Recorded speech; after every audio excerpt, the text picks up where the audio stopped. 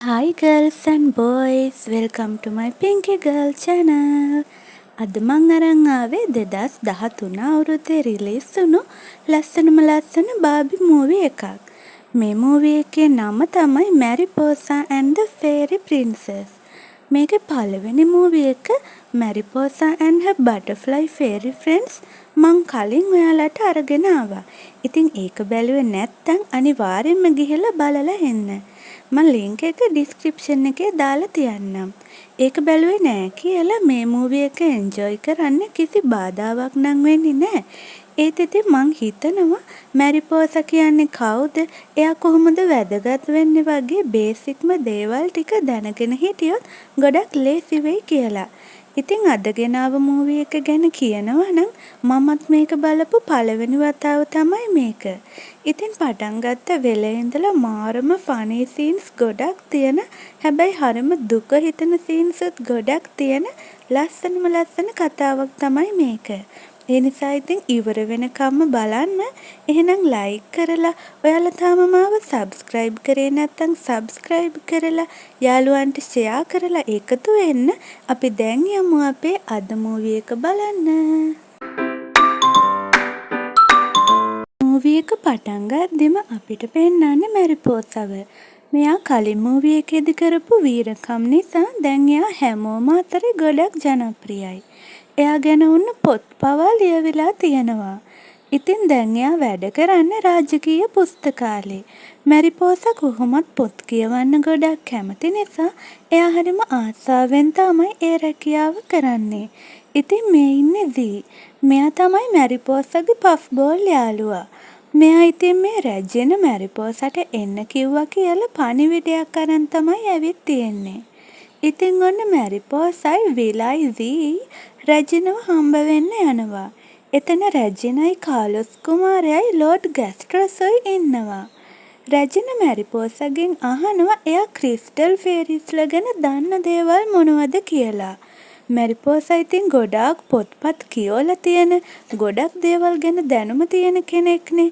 එයා ඉතින් එයා ක්‍රිස්ටල් ෆේරිලා ගැන දන්න හැම දෙයක්ම කියනවා.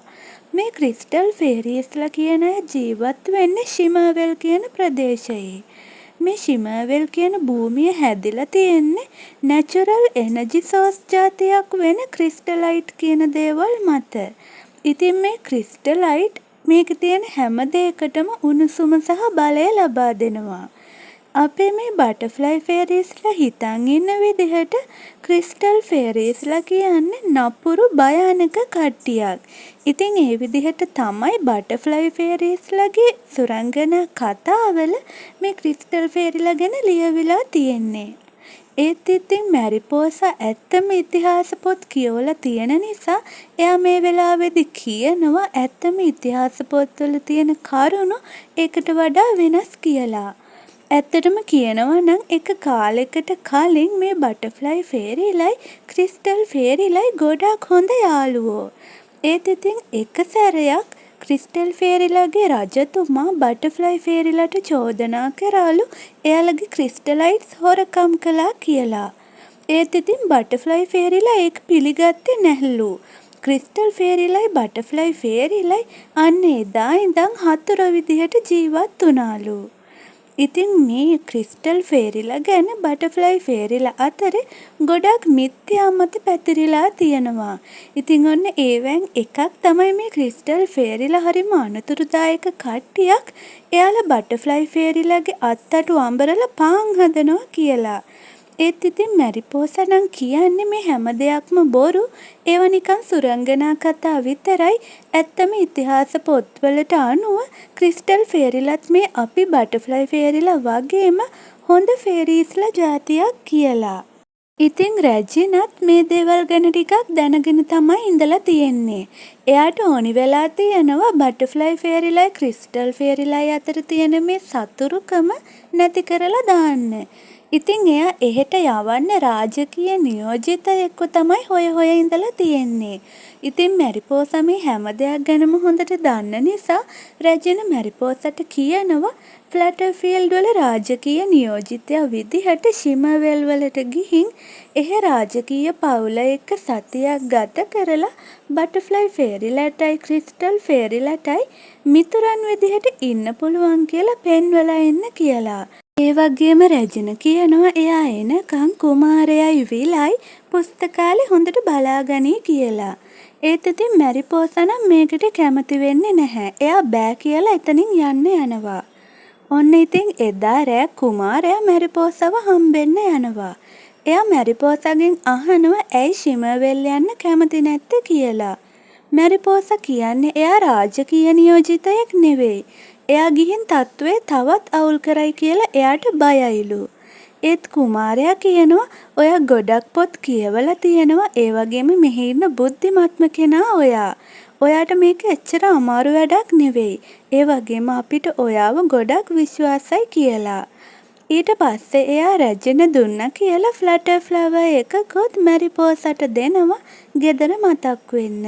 ඉතින් මේ ෆ්ලටර් ෆ්ලවර් කියන්නේ මෙහි ෆ්ලටර්ෆීල්ඩ් ආරක්ෂා කරන අර රැජිනගේ මායා බලෙන් හදන දිලිසෙන මල් ජාතිය. කොහොම හරි ඉතින් අන්තිමට මැරිපෝසා ශිමර්වෙල් යන්න කැමති වෙනවා. එයා ඉතින් පුස්තකාලේ බලාගන්න හැටි විලාට කියා දීලා අමාරුවෙන් එයාගේ අඩුම කුඩුම ටිකත් පැක් කරගෙන සීත් එක්ක ශිමර්වෙල් යනවා. ඉතින් මේ දෙන්නා මේ කතන්දර පොත්වල තියෙන විදිහේ මීටින් ස්පොට් එකකට යනවා. ඒත් ඉතින් එතනට කවුරුත් ඇවිල්ලා නම් නැති පාටයි. එතකොටම මෙයාලා දකිනවා පඳුරක් අස්සේ බයේ ගැහි ඉන්න ක්‍රිස්ටල් ෆේරි කෙනෙක්ව. ඉතින් මෙයා තමයි මැරිපෝසගේ ටුවර් ගයිඩ්. වෙන කවුරුත්ම මැරිපෝසව පිළිගන්න ඇවිල්ලා නෑ. මොකද බටර්ෆ්ලයි ෆේරිලා ක්‍රිස්ටල් ෆේරිලට බයයි වගේම ක්‍රිස්ටල් ෆේරිලත් බටර්ෆ්ලයි ෆේරිලට බයයි. එයාලා සුරංගනා කතාවලත් බටර්ෆ්ලයි ෆේරිලා ගැන ගොඩක් බොරු මිත්‍යා මත දීලා තියෙනවා. කොහොම හරි ඉතින් මැරිපෝසගෙන් අනතුරක් නෑ කියලා දැනගත්තම ටුවර් ගයිඩ් මෙයාව ශිමර්වෙල් වලට එක්කන් යනවා. මෙහි හරිම ලස්සනයි. හැම ගොඩනැගිල්ලක් මුදුනේම දිලිසෙන ලස්සන පාට ක්‍රිස්ටලයිට් තියෙනවා. ඒත් ඉතින් මේ පැත්තේ ඉන්න ක්‍රිස්ටල් ෆේරිලා නම් මැරිපෝසව දැකලා බයේ දොරවල් වහගන්නවා. කොහොම හරි අපේ ටුවර් ගයිඩ් මැරිපෝසව ලස්සන දිය ඇල්ලක් ළඟට එක්කන් යනවා. ඉතින් එයා කියන විදිහට මුලින්ම ක්‍රිස්ටලයිට් මතුවලා තියෙන්නේ මේ දිය ඇල්ල ළඟින්ලු. ඉතින් ඒකත් එක්කම තියෙනවා මාලිගාව. මේ මාලිගාවත් හරිම ලස්සනයි. ඉතින් මෙතනදී මැරිපෝසට මෙහි කුමරිය කටානියාව හම්බෙනවා. මේ ඉන්නේ එයාගේ පෙගසස් සිල්වි සහ එයාගේ පෆ් බෝල් නිව්. නිව් නම් අපේ සීට එච්චර කැමති නෑ වගේ. මේ දෙන්නා ඉතින් රණ්ඩු විතරයි. ඔන්න ඉතින් ටුවර් ගයිඩ් මැරිපෝසව එයාගේ කාමරයට එක්කන් යනවා. මේ ක්‍රිස්ටල් ෆේරිලා හිතන් ඉන්නේ ෆ්ලටර්ෆීල්ඩ් කියන්නේ කටු තියෙන කැත අඳුරු භයානක තැනක් කියලා. ඒ වගේම බටර්ෆ්ලයි ෆේරිලා සටන්කාමී අනතුරුදායක නපුරු භයානක කටින් ගිනි පිඹෙන කට්ටිය කියලා. ඒ හින්දාම ඉතින් මෙයාලා මැරිපෝසගේ කාමරෙත් එයාට ගෙදර වගේම දැනෙන්න කියලා කටු අනම්මනන් දාලා අඳුරු බය හිතෙන විදිහට තමයි සරසලා තියෙන්නේ. ඔන්න දැන් ඉතින් මේ ටුවර් ගයිඩ් මෙයාව රජතුමයි කුමරියයි හම්බෙන්න එක්කන් යනවා. මේ ටිකේ වෙන්නේ හරිම ෆනි සීන් ටිකක්. හැබැයි ඉතින් වෙලාවකට දුකත් හිතෙනවා. කොහොම හරි ඉතින් මැරිපෝසා රජපෞලට තමන්ව හඳුන්වලා දෙන අතරේ අපිට පෙන්නනවා කවදාවත් පොතක් අල්ලලා නැති විලා කුමාරයා එක්ක පුස්තකාලේ බලාගන්න හැටි. ඔන්න ඉතින් ශිමර්වෙල් රජතුමයි කුමරියයි එක්ක මැරිපෝසා තේ පැන් සංග්‍රහයක තමයි ඉන්නේ. ඒත් ඉතින් මැරිපෝසාගේ ලොකු අත්තටු දෙක නිසා මෙතන ලොකු අවුලක් වෙලා අන්තිමට රජතුමාටත් හොඳටම කේන්ති ගිහින් මෙතනින් යන්න යනවා. දැන් අපිට පෙන්වන්නේ ඔන්න මේ කතාවේ දුෂ්ටයා. මෙයාගේ නම ග්විලියන්. මේ ඉන්නේ මෙයාගේ වවුලා බෝරිස්. ඉතින් මෙයාගේ ප්ලෑන් එක තමයි ශිමර්වෙල් වල ඔක්කොම ක්‍රිස්ටලයිට් ටික විනාශ කරලා දාන එක. එයාගේ කතාවෙන් නම් තේරෙන්නේ මේක මේ පතාගෙන එන මොකක් හරි තරහක් කියලා. ඉතින් ඒ හේතුව මොකක්ද කියලා අපි ඉස්සරහට බලමු. දැන් ඉතින් ඊගාවට අපිට පෙන්නනවා මැරිපෝසයි වී නිදාගන්න try කරනවා. ඒත් ඉතින් අර භූත කාමරේ කොහොමද නිදාගන්නේ? මැරිපෝස පොතක් කියවනවා. ඉතින් එයා ඒ පොතෙන් දැනගන්නවා මෙහි තියෙන ක්‍රිස්ටල්ස් විශේෂයෙන්ම හાર્ට් ස්ටෝන් එක කියන ක්‍රිස්ටල් එක ක්‍රිස්ටල් ෆෙහෙරලා නොවන වෙන කාටවත් අල්ලන්න දෙන්නේ නැහැ කියලා. ඉතින් ඇල්ලුවම එහෙම විශේෂ දෙයක් වෙනවා කියලා නම් නැහැ. ඒත් ඉතින් කොහොම වුණත් ඒ දේවල් වෙන අයට අල්ලන්න තහනම්. දැන් ඉතින් උදේ මැරිපෝසා ශිමර්වෙල් රජපෞලත් එක්ක ජනතාව හමු වෙන්න යනවා. හැබැයි ඉතින් ජනතාව නම් මැරිපෝසට බයයි. එයාලා ගෙවල් ඇතුළට වෙලා දොරවල් වහගෙන තමයි ඉන්නේ. එළියට එන්නේ නැහැ. ඒත් ඉතින් මැරිපෝසා එහෙම භයානක නපුරු කෙනෙක් නෙවෙයිනේ. ඉතින් එයාට ගොඩක් දුකයි. අනික මේ රජා හිතන්නේ මැරිපෝසා යුද රහස් හංගනවා කියලා.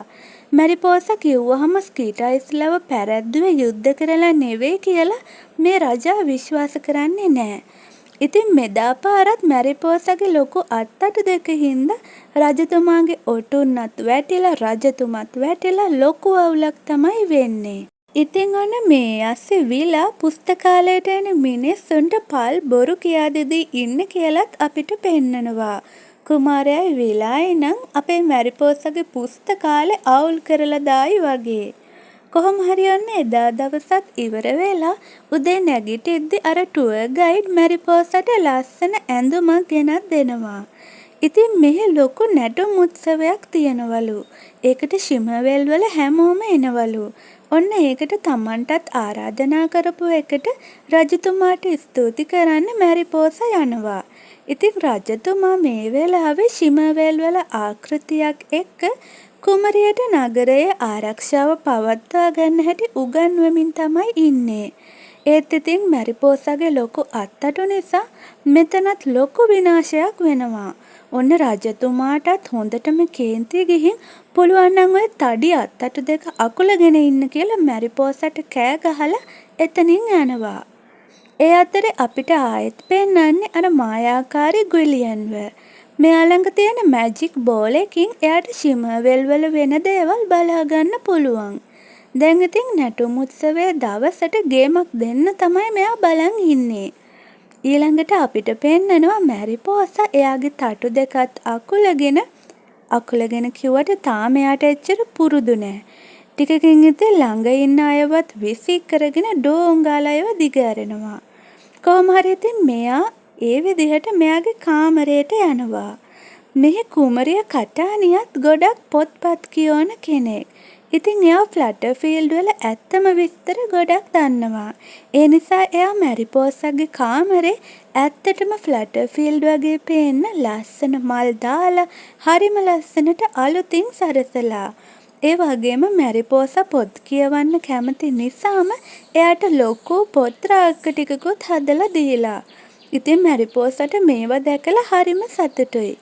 දැන් කුමරියගේ පෆ් බෝල් නියුත් කලින් වගේ සීට නපුරුකම් කරන්නේ නැහැ. එයාලත් දැන් හොඳම හොඳ යාළුවෝ. ඉතින් කුමරිය මේ වෙලාවේ මැරිපෝසව හાર્ට් ස්ටෝන් එක බලන්න එක්කගෙන යනවා. ඊට පස්සේ කුමරිය මැරිපෝසව දිය ඇල්ල පිටිපස්සේ තියෙන ක්‍රිස්ටලයිට් ගොඩාක් පිරුණු ලස්සන තැනකට එක්කන් යනවා. ඉතින් මෙතනදි මේ කට්ටියම ගොඩක් විනෝද වෙනවා. ඉතින් මේ කුමරිය ටිකක් වෙනස් කෙනෙක්. එයාට අත්තටු දෙකක් තියෙනවා. ඒත් එයා පියඹන්නේ නැහැ. එයා යාගේ පෙගසස්ගේ පිටේ නැගලා තමයි හැමතැනම යන්නේ. එයා වැඩි මාලිගාවෙන් එළියට යන්න කැමතිත් නැහැ. පොත් කියෝ ඇතුළටම වෙලා ඉන්න තමයි කැමති. ඔන්න ඉතින් කුමරිය මෙතනදී මැරිපෝසට මේකට හේතුවත් කියලා දෙනවා. ඒ කතාව සිද්ධ වෙලා තියෙන මීට අවුරුදු 8කට කලින්. එතකොට මේ කටානියා කුමරියට වයස අවුරුදු 8යිලු. ඔන්න ඉතින් දවසක් රජතුමයි එයයි හાર્ට් ස්ටෝන් එක ගාව සෙල්ලම් කර හිටියලු. එතකොට යාලා දැක්කලු වයසක ගෑනු කෙනෙක් ක්‍රිස්ටලයිට් හොය ඇවිදිනවා. ඉතින් එයා රජතුමාගෙන් එකම එක ක්‍රිස්ටලයිට් එකක් ඉල්ලුවලු. ඒත් රජතුමා නම් බෑ කිව්වලු. ඒ නිසා එයා රජතුමාවයි සෙබළුන්වයි එයාගේ මායා බලෙන් ගල් කරලා දාලා. ඊට පස්සේ රජතුමාව බේරගන්න ආපු පුංචි කටානියා කුමරියවත් මෙයා පැහැරගෙන යන්න හදලා. ඒත් ඉතින් රජතුමා කොහොම හරි බන්ධනෙන් ගැලවිලා කුමරිය බේරගන්න ඇවිත් තියනවා. මේ වෙලාවේදී මායාකාරීගේ යෂ්ටියත් දෙකට කැඩිලා ගිහිල්ලා. කුමරියත් ලොකුම ලොකු උස්සක ඉඳන් වැටිලා එයාගේ තටු දෙක කැඩිලා ගිහිල්ලා. මායාකාරී එයාගේ කැඩුණු යෂ්ටියත් ආපහු හදාගෙන ආයේ කවදා හරි ශිමවැල් සම්පූර්ණයෙන්ම විනාශ කරනවා කියලා ශාප කරලා එතනින් යන්න ගියාලු. ඉතින් මේ කුමරියගේ අත්තටු ටික සනීප වුණත් තාමත් එයාට පියාඹන්න බයයිලු. ඉතින් මෙතනදී කුමරිය මැරිපෝසට ක්‍රිස්ටලයිට් එකක් දාපු ලස්සන මාලයක් තෑගි කරනවා. මැරිපෝසත් කුමරියට කාලොස් කුමාරයා එයාට දීපු ලස්සන දිලිසෙන ෆ්ලටර් ෆ්ලවර් එක තෑගි කරනවා. ඉතින් මේ ක්‍රිස්ටලයිට් එකයි ෆ්ලටර් ෆ්ලවර් එකයි දෙක එක ළඟ තියනකොට මේ දෙකම ගොඩක් දිලිසෙන්න ගන්නවා කියලා අපිට පේනවා. ඊට පස්සේ ඉතින් මේ දෙන්නම නැටුම් උත්සවයට යනවා. ඔන්න මේ අතරේ අපිට පෙන්නනවා ෆ්ලටර් ෆීල්ඩ් වල ඉන්න විලායි කුමාරයයි පුස්තකාලේ සේරම අවුල් කරගෙන ඉන්නේ. ඔන්න ඉතින් නැටුම් උත්සවයට ගියාට පස්සේ මැරිපෝසා දකිනවා මේකේ ඉන්න හැම ක්‍රිස්ටල් ෆේරි කෙනෙක්ම පියාඹ තමයි නටන්නේ කියලා. කුමරියට පියාඹන්න බැරි නිසා එයා නටන්නේ නැහැ. මැරිපෝසටත් අත්තටු අකුලගෙන ඉන්න කිව්ව නිසා එයාටත් නටන්න විදිහක් නැහැ. ඒත් ඉතින් මේ කුමරිය නටන්න හරිම කැමති කෙනෙක්. ඉතින් මැරිපෝසා අත්තටු අකුලන් ඉන්න නිසා කුමරියත් එයාගේ අත්තටු දෙක අකුලගෙන තමයි ඉන්නේ. මේ කුමරිය නම් බුද්ධිමත් ඒ වගේම අනිත් අය ගැන ගොඩක් හිතන කෙනෙක් වගේ තමයි පේන්නේ. ඉතින් මැරිපෝසා කුමරියවත් ඇදගෙන බීමට ගිහින් නටන්න ගන්නවා. මුලදී කුමරිය ටිකක් ලැජ්ජ වෙනවා අනිත් අය මොනව හිතයිද කියලා. ඒත් ඉතින් කොහොම හරි මේ දෙන්නම බිම නටනවා දැකපු අනිත් අයත් බිමට ඇවිත් නටනවා. මේ විදිහට මෙයාලා හොඳට මේ උත්සවය එන්ජොයි කරනවා. ඒත් ඒ වෙලාවෙම එක ක්‍රිස්ටල් ෆේරි කෙනෙක් මැරිපෝසගේ ක්‍රිස්ටලයිට් මාලේ දැකලා එයා ඒක හොරකම් කළා කියලා චෝදනා කරන්න ගන්නවා. කුමරිය මේ වෙලාවේ රජතුමාට කියනවා මැරිපෝසා ඒක හොරකම් කළේ නැහැ. තමන් තමයි එයාට ඒක තෑගි දුන්නේ කියලා. ඒත් ඉතින් රජතුමාට හරිම කේන්ති. එයා ආයේ මේ පැත්ත පළාතේ එන්න එපා කියලා බැනලා මැරිපෝසව පන්න ගන්නවා. මැරිපෝසත් ගොඩාක් දුකෙන් මෙහෙන් යන්න යනවා. ඒ අනාතරදී එයා දකිනවා කවුරු හරි වයසක ෆේරි කෙනෙක් අඳුරු වලාකුළක නැගලා මාලිගාව පැත්තට යන හැටි. ඉතින් මැරිපෝසට මේ ග්විලියන්ද කියලා සැක හිතිලා ක්‍රිස්ටල් ෆේරිලට අනතුරු අඟවන්න ආපහු ශිමවැල් වලට යනවා. මේ අතරේ ග්විලියන් ශිමවැල් ගොඩනැගිලි වල රඳවලා තිබ්බ ක්‍රිස්ටලයිට් ඔක්කොම අඳුරු කරලා දාලා. ඉතින් මේක අපේ මැරිපෝසත් දකිනවා. ඊගාවට එයා දියඇල්ල පිටිපස්සේ ක්‍රිස්ටලයිට් ගොඩක් තියෙන තැනට ගිහින් එයාගේ මායා බලයෙන් එතනත් අඳුරු කරලා දානවා. මේ වෙද්දි මාලිගාවේ ක්‍රිස්ටලයිටොත් අඳුරු වෙලා යනවා. ඉතින් උත්සවේ හිටිය රජතුමයි ජනතාවයි ඔක්කොමලා කලබල වෙලා. මැරිපෝසව පැන්නුව එක ගැන දුකෙන් ගාඩන් එකේ ඉන්න කුමරියත් මේ සිද්ධ වෙන විනාශය දකිනවා.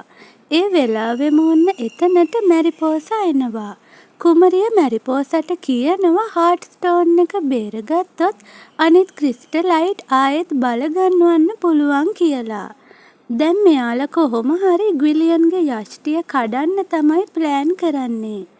මේ අතරේ ග්විලියන් රජතුමාවයි උත්සවයේ හිටපු අනිත් හැමෝවමයි ගල් කරලා දාලා හාට් ස්ටෝන් එක ළඟට ගිහින්.